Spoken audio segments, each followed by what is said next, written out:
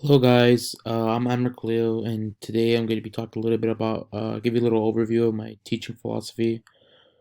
When I think of someone learning, I usually think of someone understanding a concept and executing what they learned, by themselves to the best of their ability. This could be done in any subject, math, history, science, etc.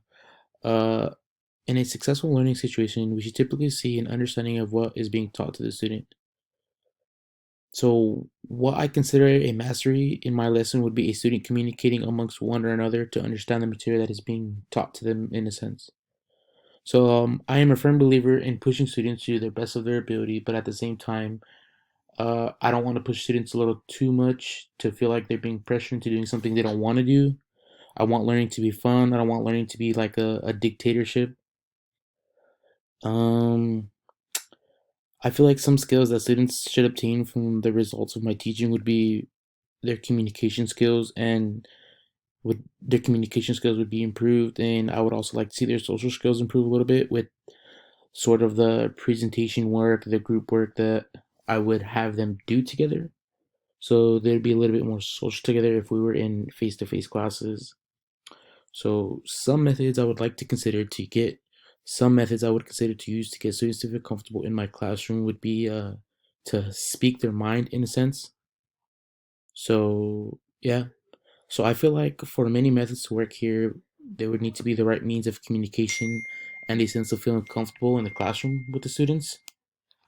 I feel like advising and mentoring students, there would be to be their needs and to feel fine between them. So it would have to be school related, nothing else. So just strictly professional. I would assess students' growth and learning, but giving by giving them assignments and materials that we learned from specific sessions that we worked on. I don't really believe in the test system because I feel like it's kind of pointless in a sense to have tests. It's just like a who can memorize what or who could do this or who could do that. I feel like assignments would probably be a better way to assess somebody's understanding of the concept.